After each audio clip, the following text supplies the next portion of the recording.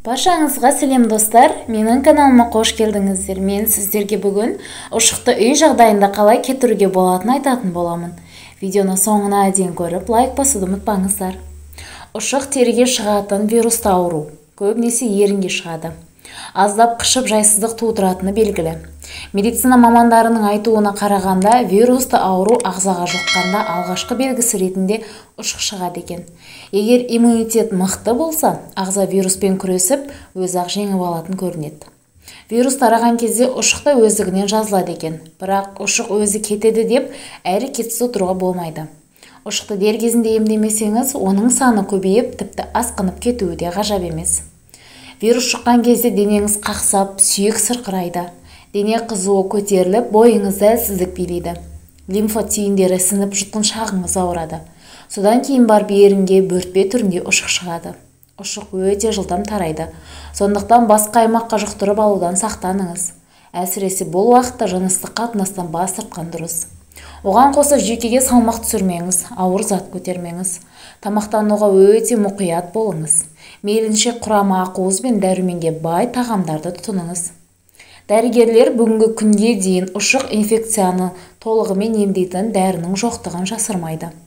Бірақ ұшықты кетіру үшін ацикловир деген жақпамайды ұсынады. Ұшықтың шығуына бет сүйіп амандасу, ауа тамшылары, қолды жумау, біреудің ыдысын пайдалану, бөтеннің сөлгісімен сүртіну себеп болады.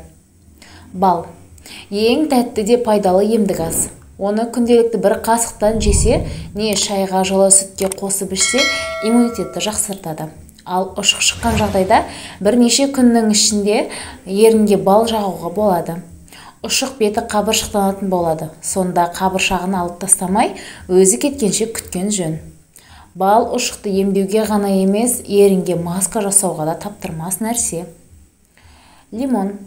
Лимон шырынын түрлі тағамға теуіп дәм қосамыз. Шемен, құрт ауруларына еметеміз. Вирустық ауруларға сол арқылы қарсы тұрамыз. Ал ең қышқылы цитрустық жемістің өзін балмен бірге тұмау, суық тию ауруларын жазуға қолданамыз. Лимон жемісі мен шырын ғана емес, қабығы да аса пайдалы. Оның қабығын ұшық шыққан жерге басса ем болады. Күніне 1,5 сағат өткен сайын бірнеше рет қайталау керек. Лимон сығындысын ерінге жағуға да болады. Ас содасы. Көптеген ауруға ем болатын тағы бір керемет нәрсе ас содасы. Оның ең жақсы жері кез келген үйден табылады. Сатылу бағасы да қолжетімді. Ұшық шыққанда ас содасы мен судан қоспа жасап пайдалануға болады. 100-200 мл суды орташа отта сәл қайнатып, 1 шай қасық содасы қосып араластырыңыз. Дайын болған қоспаға қағаз майлық не мақтам алып, еріннің ауырған жеріне басыңыз. Болмаса кез келген ыңғайлы нәрсемен жақсада жарайды. Аздап ауыртады, бірақ ұшық тез кеткенін қаласаңыз, сәл шыдауға тура келеді. Тұз. Ұшықты емдеуге тұз да пайдалы. Оның салатқа арналған теңіз тұзы секілді тым майда түрін таңдаймыз. Ерінді сәл ылғалдандырып алып, ұшық үстіне сеуіп қою керек. 10-15 минуттан соң жылы сумен шайып, ерінге арналған бальзам жағыңыз. Ұшықтың емдеу үшін жасаған әрбір еміңізден соң қолыңызды сабынмен жақсылап жуыңыз. Таза үтіктелген сүлгімен сүртіңіз. Су, тамақ ішкен ыдыстарыңызды мұқият жуыңыз. Мүмкіндігінше өзіңіз пайдаланған ыдысты, сүлгіні, киім-кешекті өзгелердің қолдануына жол бермеңіз. Халық емін қолданбас бұрын міндетті түрде дәрігермен кеңесіп алыңыз.